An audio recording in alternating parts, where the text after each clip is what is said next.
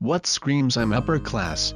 Calling your yard the grounds, and your dogs, the hounds, and your doorbell, the sounds, and your wife's boobies, the mounds, and your cocaine stash, the pounds, and calling a game of golf the rounds, and calling the ends of your lawn the bounds. Pulling up perfectly beautiful $100,000 floors to put in different $100,000 floors. I worked for folks who did this. Sitting on your boat, on a Tuesday in water, of course. Sitting on your boat in the driveway on a Tuesday, is middle class. Hosting parties every night all summer in your house while you spy on the married woman across the river that used to love you, waiting to meet someone at those parties who knows the married woman so that you can be reintroduced and fall in love again and regain what was lost.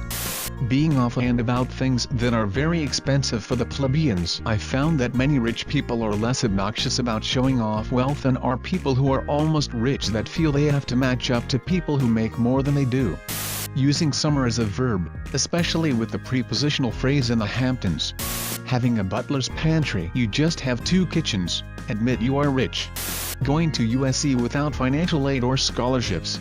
Not actually flaunting your wealth is a huge sign. A lot of people try to look expensive, but people who are upper class often try to hide their wealth. This reminds me of a story my brother told me. He used to tend bar at a mid-tier country club. They were a combination of very wealthy and wealthy-ish members. Most members were driving $100K plus cars. One guy my brother knew as one of the wealthiest members drove a mid-level Ford sedan that he bought used. One day my brother asked him why he doesn't drive a more expensive car like the other members. He responded with, the people who matter don't care and the people who care don't matter. That to me screams upper class. Being so wealthy it doesn't have the same meaning it does to normal folks.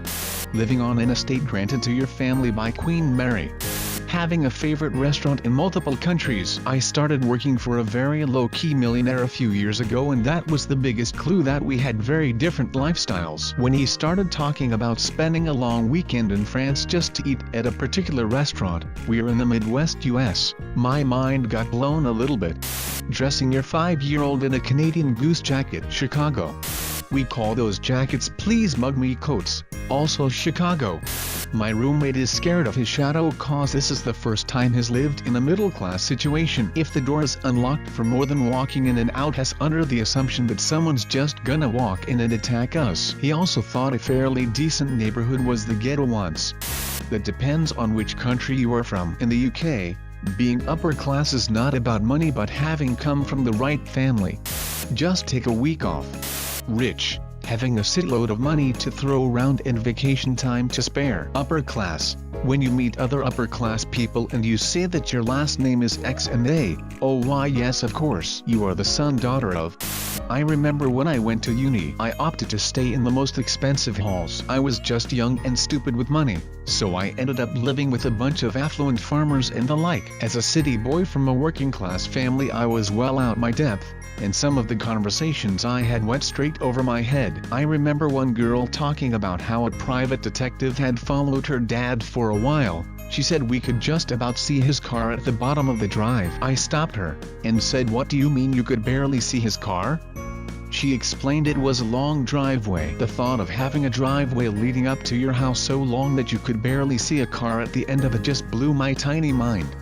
I grew up attending private school in a developing country. Majority of my classmates were in the 1% of the country. These are some of my observations. Connections. You're visiting a foreign country. Friends' parents know the now ambassador to said country from back in the day. You arrive in the airport and you're picked up by a caravan of black Suburbans. You don't visit people's houses. You visit their estate.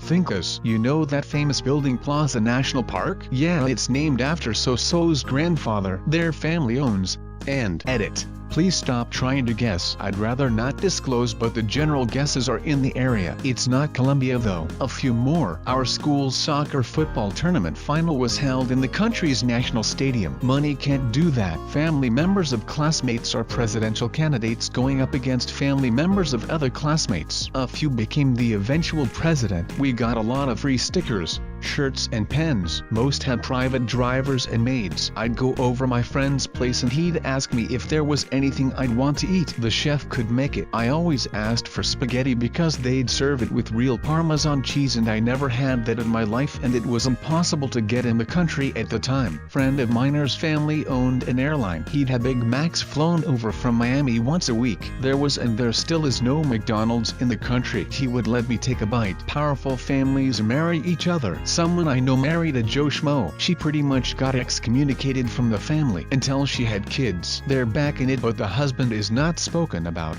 Wearing tailor-fitted custom clothes. True wealth. Don't mess with labels and all the things lower class folks try to prove worth by wearing.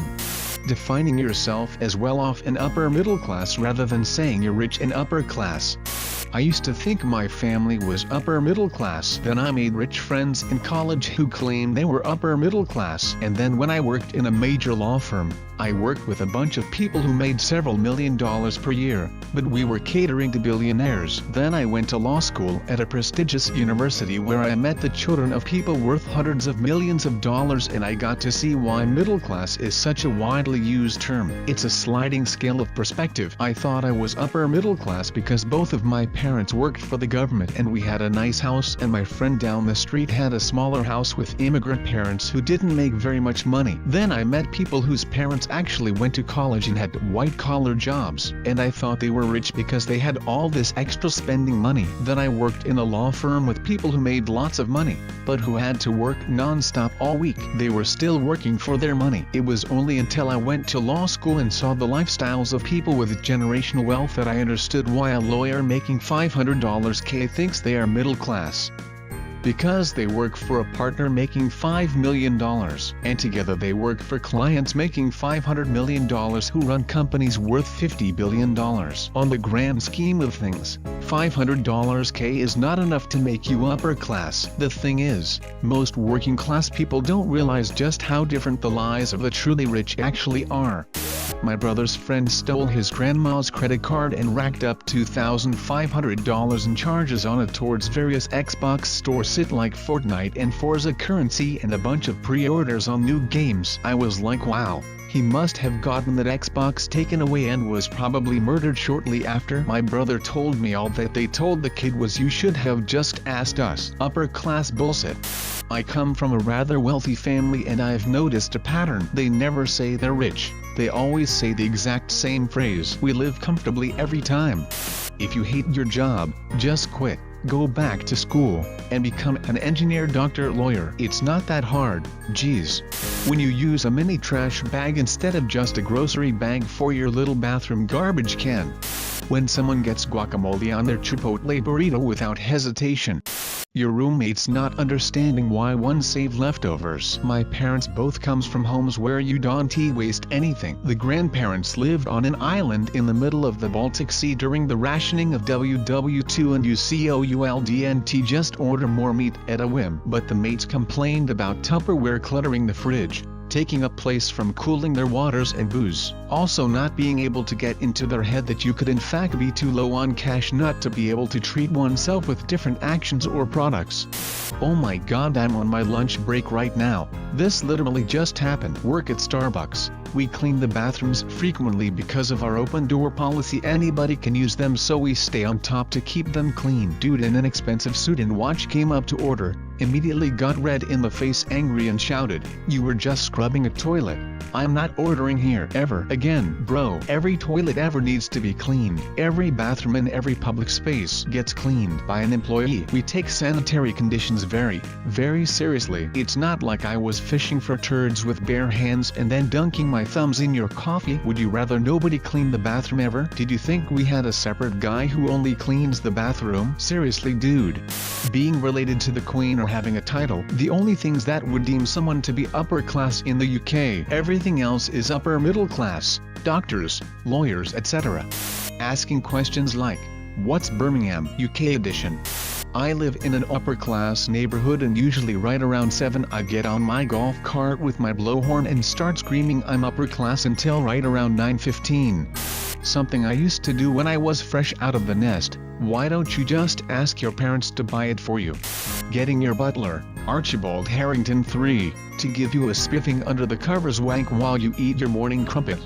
If you would believe it, a new combine harvester. Those facers can easily cost over $500,000 with enough options on them, and there are farmers who buy a brand new one every year. We're not rich, we're just comfortable, that's what the rich people say.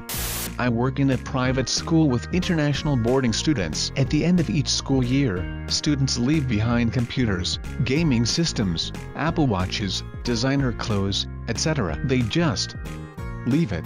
Not at all wealthy, but I went to a private school. My teacher told me that this girl in another class came to do his exam in beach-type clothing, flip-flops and everything. We lived almost 1,000 miles from the nearest beach. When she turned in the exam paper, my teacher joked, "Are you going to the beach?" She said yes. I was with my family there. I took my dad's private jet to come do your exam and head back.